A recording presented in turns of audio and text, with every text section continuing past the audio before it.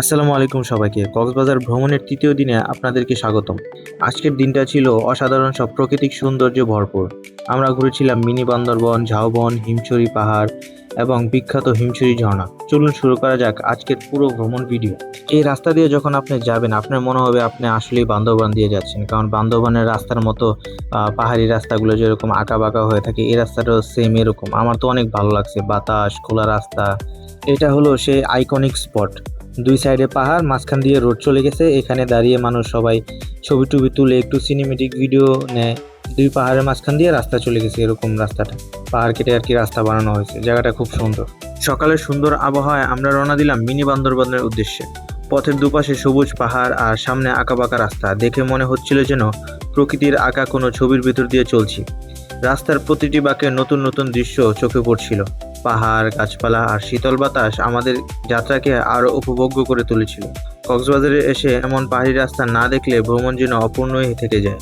ভ্রমণের সময় এমন টাটকা ফল খাওয়ার মজাই আলাদা।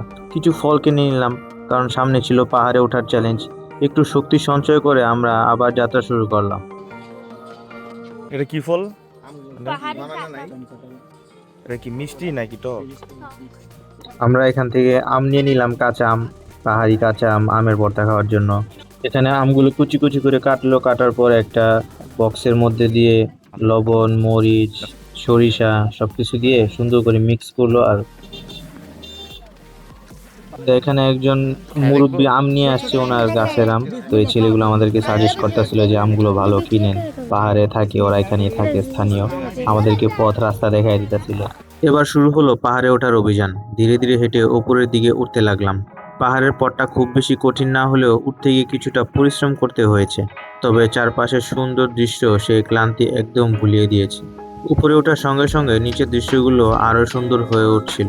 প্রকৃতির এই সৌন্দর্য ক্যামেরায় যতটা ধরা যায়, বাস্তবে তার চেয়ে অনেক বেশি মনোমুগ্ধকর। আমরা চলে যাচ্ছি হাঁটতে হাঁটতে ভিউ পয়েন্টে। ভিউ পয়েন্ট এখান থেকে আর অনেক উপরে।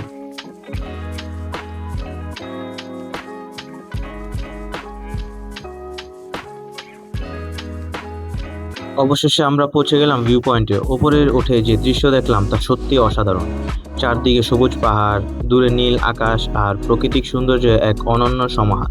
কিছুক্ষণ সেখানে দাঁড়িয়ে প্রকৃতির সৌন্দর্য উপভোগ করলাম এবং অনেক ছবি ও ভিডিও ধারণ করলাম। এরপর আমরা রওনা দিলাম ঝাউবনের দিকে। একটি ছোট্ট বাঁশের সাঁকো পার হয়ে ঝাউবনের ভেতরে প্রবেশ করলাম। ঝাউ গাছের সারি আর বাতাসে পাতার শব্দ এক অন্যরকম অনুভূতি তৈরি করেছিল। মনে হচ্ছিল শহরের সব ব্যস্ততা থেকে অনেক দূরে কোনো শান্ত জগতে চলে এসেছি। ঝাউবন পেরিয়ে পৌঁছে গেলাম সমুদ্র সৈকতে।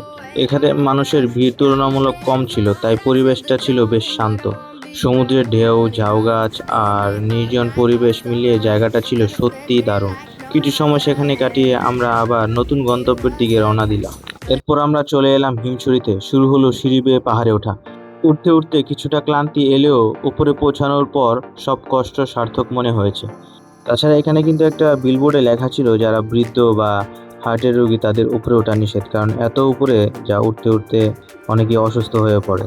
ভিউ পয়েন্ট থেকে সমুদ্রের যে দৃশ্য দেখা যায় তা ভাষায় প্রকাশ করা কঠিন। নীল সমুদ্র, সবুজ পাহাড় আর আকাশের মিলন যেন এক অপূর্ব দৃশ্য তৈরি করেছে। হিমছড়ি পাহাড় থেকে নেমে আমরা গেলাম বিখ্যাত হিমছড়ি ঝর্ণা দেখতে। বর্ষাকালে এই ঝর্ণা আরো সুন্দর হয়ে ওঠে। যদিও পানি খুব বেশি ছিল না, তবুও ঝর্ণার প্রাকৃতিক পরিবেশ আমাদের মুগ্ধ করেছে। হিমছড়ি ঝর্ণা যাওয়ার পথে এরকম রাস্তার দুই পাশে বিভিন্ন ধরনের দোকান পাবেন। এখানে ছোট বাচ্চাদের খেলনা, বড়দের বিভিন্ন সাজার জিনিসপত্র, বিভিন্ন শামুকের তৈরি মালা, নেকলেস, ক্লিপ, বিভিন্ন ধরনের আচার, চকলেট, চিপস গুলো আপনারা পেয়ে যাবেন এখানে। এভাবেই শেষ হলো কক্সবাজার ভ্রমণের তৃতীয় দিনের অসাধারণ কিছু মুহূর্ত। যারা ফেসবুক থেকে দেখছেন অবশ্যই পেজটাকে ফলো দিবেন এবং ইউটিউব থেকে দেখে থাকলে সাবস্ক্রাইব করবেন। আর কক্সবাজার ভ্রমণের পরবর্তী দিনের ভিডিওগুলো দেখতে চ্যানেলটি অবশ্যই ফলো করবেন।